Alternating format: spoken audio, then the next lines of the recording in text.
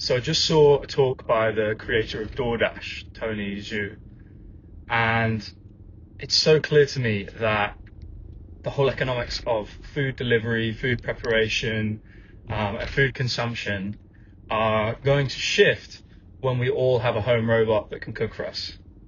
And so, whereas today DoorDash saves people from cooking by preparing the food in ghost kitchens or in restaurants, putting it in plastic trays that are heated, and putting it in somebody's car and driving it to us, I think the future is going to look something like delivery that's automated and powered by AI and could be serviced by DoorDash. But the cooking is happening in our homes because that's the most fresh, most effective way to prepare the ingredients and deliver like the healthiest food. A lot of people have like what I would call a DoorDash addiction, which is where their kind of cooking skills have totally atrophied. And I've definitely gone through phases in life where I've been like that. And I do wonder if the idea of having a chef available to us 24/7 for the cost of electricity and AI is going to change the way that people exist, because it's kind of like having the magic of a private chef without needing to have somebody in your home lots of kind of intimate periods. So, today we're already seeing basic gripper robots being able to prepare phenomenal omelettes. But very quickly, I can imagine the set of recipes that they can kind of handle increasing. Honestly, if you could just do steak and eggs for me and wash up the pan afterwards, I think I would just hit that button every day. And if DoorDash is delivering the ingredients or some other service is delivering the ingredients, that could be massive.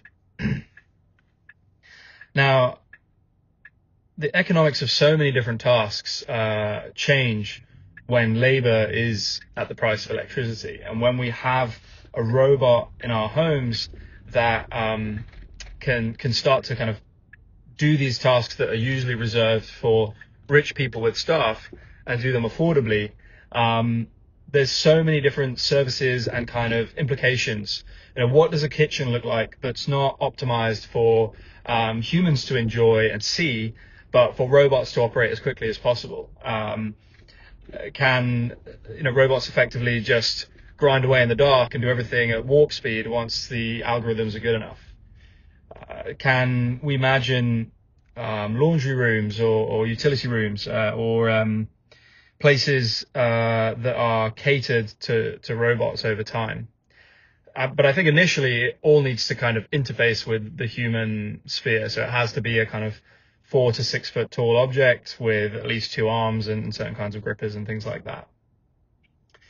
But there's so many things that today involve labor and that we kind of export to other services. The reason DoorDash is so big is because people don't want to cook their food and because people don't want to go to the supermarket.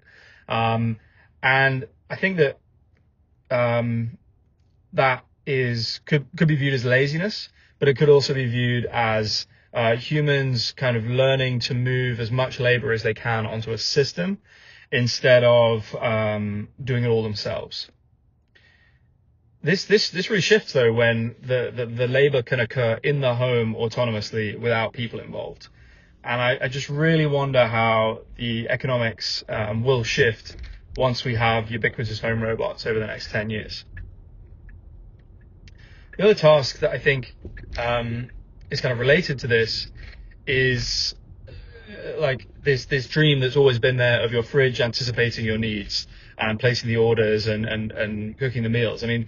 If you could just express as you would to a private chef, I'm looking to get higher protein, lower carb set of meals for myself and my partner and my children.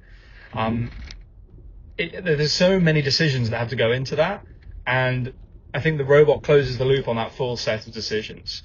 Where Instacart and DoorDash have kind of started the logistics improvements. I think that the complete picture around what food we put into our bodies might get shifted when we can mix AI